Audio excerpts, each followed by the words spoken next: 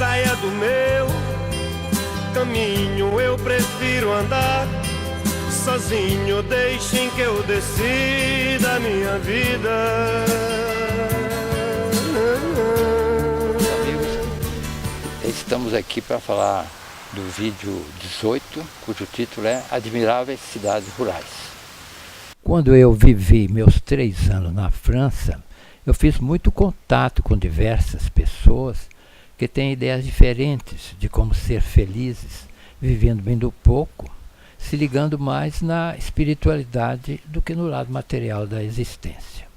E quando eu voltei da França, onde eu tinha feito curso de economia rural, me especializando, me valorizando mais como economista rural, e eu adquiri aquelas informações que valorizam mais o homem do campo, que quer ter uma vida simples, porém rica espiritualmente. E fiz o curso lá num prédio, onde Nostradamus já foi professor na Idade Média, né? Só que agora esse prédio, que antigamente era a escola de medicina, funcionava a faculdade de Ciência Econômica da Université de Montpellier 1.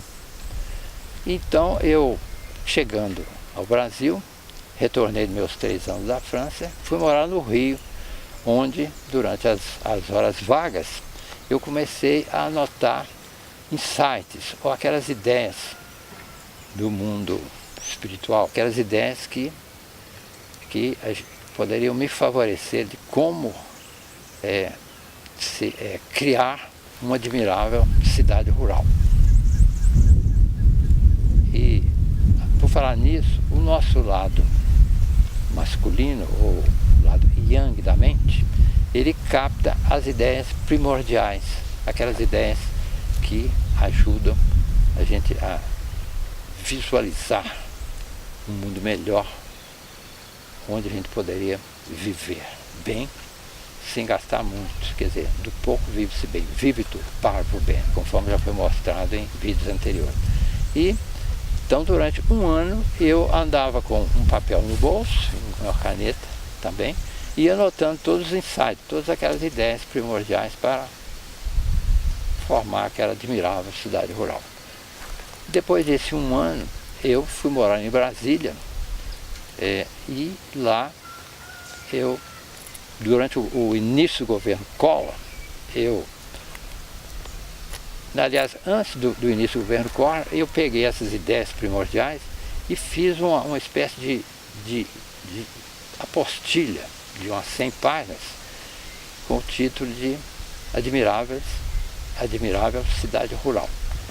E nessa apostilha eu tirei 10 exemplares e dei para as pessoas mais notáveis de Brasília, inclusive aquelas que eram do Banco Mundial e estavam a serviço do governo brasileiro.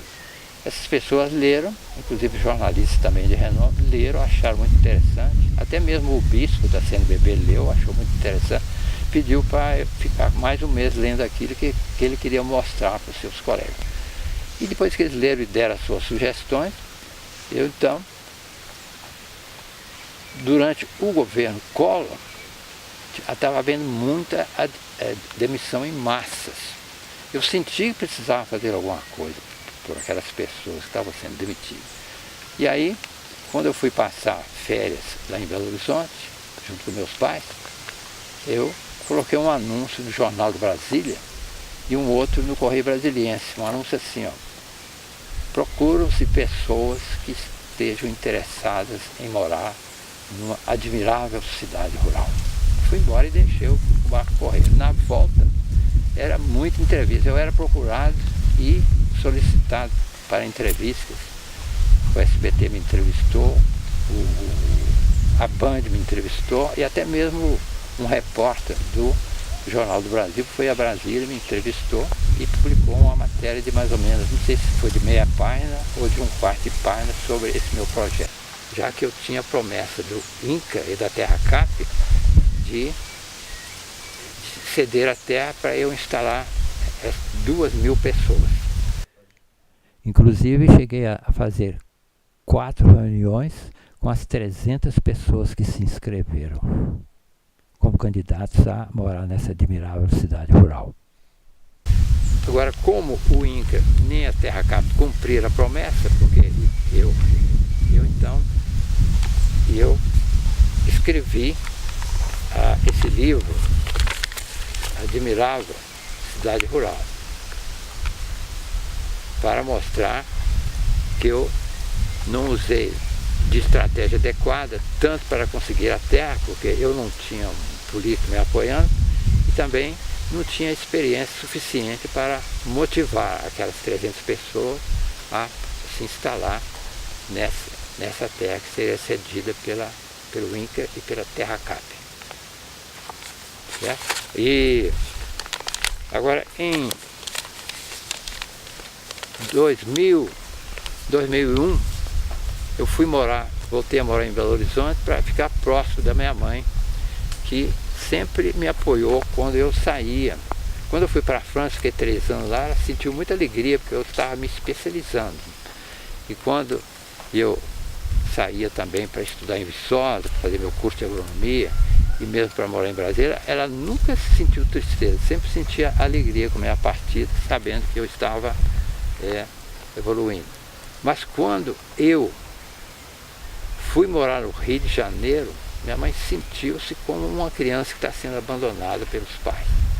Aí ela até chorou copiosamente, né? Não sei o que ela viu nessa minha ida ao Rio de Janeiro. Possivelmente ela devia estar sentindo que Rio de Janeiro e cidades grandes não eram o meu destino. O certo é que depois que eu fui embora do Rio de Janeiro, que foi para Brasília, que eu iniciei esse meu processo de construir a cidade rural. Não consegui. Eu voltei para Belo Horizonte para ficar perto da minha mãe, para curtir com ela seus últimos momentos de vida, já que a vida inteira, desde os 6 anos de idade, eu estava sempre fora de casa, a começar quando eu fui morar com meus avós na fazenda. Então, eu estive com a minha mãe nesses últimos momentos dela. Tanto assim que, em Belo Horizonte, num desses momentos, eu estava indo ver um jogo do América, acho que foi até contra o Paraná Clube, na 2ª divisão. Um pouco antes de sair para o jogo, Independência, ela me perguntou: Rafael, você ainda quer casar de novo? Eu falei assim: mamãe, o que a senhora acha? Eu prefiro andar sozinho, deixem que eu decida a minha vida.